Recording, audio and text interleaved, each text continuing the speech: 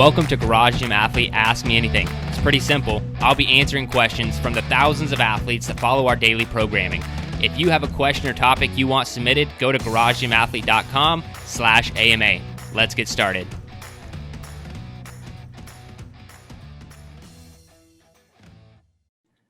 All right, ladies and gentlemen, welcome to the Garage Gym Athlete Podcast. Jerred Moon here with Joe Courtney. What's up, Joe? Hey, what's up, man? Not much. Doing some Ask Me Anything. Just one. Just one today. All right, so let's just jump right into it. I mean, your beard is your beard, and we're just going to leave it where it's at. All right, so Connor asks, what's the best way to breathe on those tempo squats? I've been squatting with the breath hold Valsalva taught by Ripito in starting strength, but I thought I was going to pass out doing that with 4-1-1-1.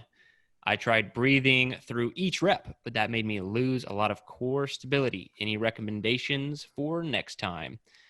So that's a good question. If anyone listening, watching, whatever is unfamiliar with tempo squats, we program them quite a bit just because the research on them is pretty solid. It helps you build a lot of strength, throughout the entire movement as opposed to just doing the same type of squat every time. So when he's referencing 4-1-1-1 in the squat, that'd be 4 seconds, a 4 second negative. So 4 seconds on the way down, a 1 second pause in the top, and then it should take you one repetition or 1 second to get back to the standing position, which is more of a controlled ascent. Sometimes people get confused in the difference between a 0 and a 1 on coming up from the squat. And then when you're at the top, you'd kind of rest, pause or whatever for 1 second before you'd start that over again, back down to a 4 second negative. So 4-1-1-1. That's how we program it. That's how we write it. Some coaches write it a little bit differently, but we have it our own way. So anyway, how should you breathe during these types of exercises? Joe, do you have anything to start? I have a few, suggestions on something like this. So I don't really know much about what the Ripito or coaches for breathing or the Valsalva stuff or anything like that. I just know about breathing and bracing, and I know it just taught to me and hammered in that I need to breathe in and hold and brace myself to keep the core stability. And he even remarks on that in his question, saying that when he tries to breathe out or in or anything, he loses that stability. We typically only do 4 second for tempo. That's usually like the longest we go. And 4 seconds, I can still hold my breath for that long on the way down. And it's not going to be super heavy. We're not going like 80 some percent. Usually it's 65, 70 or something like that, depending on, reps and stuff. But I can still hold that 4 second breath, taking that breath in. And then when I get toward the bottom is when I start to slowly release it. And then I trying to keep it released on the way up. So I might not breathe as out as, strongly. I don't know how to just there's not as much force with my breath going out at the end of my tempo, but I might do a slow release toward the bottom and then keep that slow release toward the top versus just quick kind of thing. Yeah. And I would say, so breathing is really important when lifting, and the Valsalva maneuver, it's taught a lot in powerlifting, and really kind of pushing your belly against your belt is, a good way to look at that. So like, if you're wearing a weightlifting belt, pushing your, bracing up against that belt is how, because you're not supposed to just strap on a weightlifting belt and you're like good to go. You're supposed to actually, take in that breath and kind of expand your belly to where you're pushing that belt out, and it adds that stability. And that's it's almost like a good coaching tool on how to breathe and brace in that capacity. But for these 4 seconds, he's saying he's losing stability.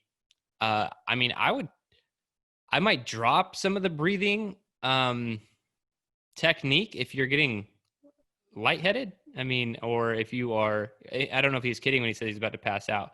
But if you are, or you're losing core stability, I'm not going to say don't abandon all breathing techniques, but you really just need to focus on keeping that core tight and everything tight when you're in the bottom of the squat position. Because if you are getting super loose, and I don't care if you're holding your breath, not holding your breath, but I wouldn't be so worried about it. Is if you're in the bottom position, you feel like you're going to pass out and you need to breathe.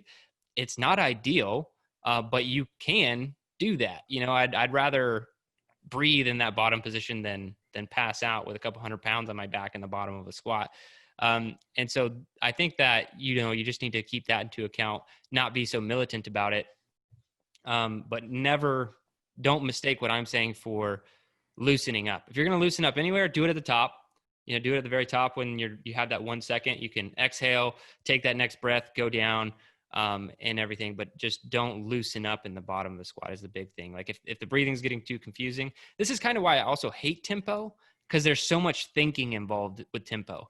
Like I used to never program it because I just hated the execution of it. Because you're like, okay, you have to count. Like if you're doing 6 or 7 repetitions of tempo, it's just annoying. It's like 1, 2, 3, 4, or like really slower than that. But the counting is annoying. And then to add breathing on top of that. So just stay tight in the bottom of the lift, abandon the breathing until you get more comfortable with tempo, and then add that breathing back in, I think is my ultimate suggestion. Yeah. I think controlling the exhale, when I was just trying to think about it in my mind of like, okay, when would I start to get, either lightheaded or dizzy? It's probably if you start to exhale too early or too quickly, then you're just out of air to exhale. But by the time you're making your way up.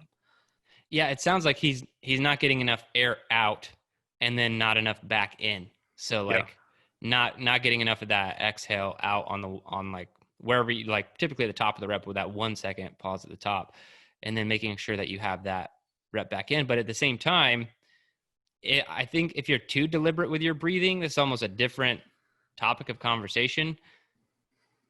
But if tempo's a long time, like if say it's 8 reps of tempo, it's a long set.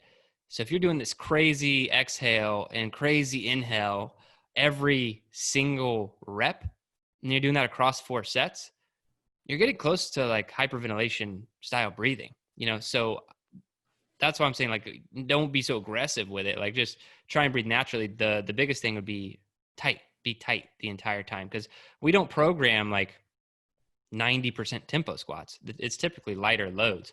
Like we've made it pretty challenging, but it's typically lighter loads. So yeah, be careful with that.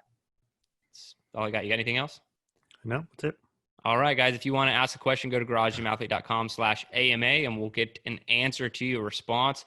But other than that, just give us a little review, 5-star review, positive comment on, whatever podcast player you're listening to us right now. YouTube, make sure you subscribe so you see future videos and questions answered.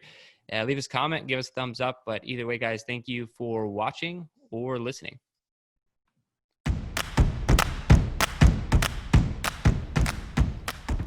I hope you enjoyed today's Ask Me Anything episode. So one more time, if you want to submit a question, topic, or idea, you can do so at garagegymathlete.com/AMA. And hey, while you're there, if you haven't already, sign up for Garage Gym Athlete membership. We are the best community and programming on the internet. I dare you to try and prove me wrong.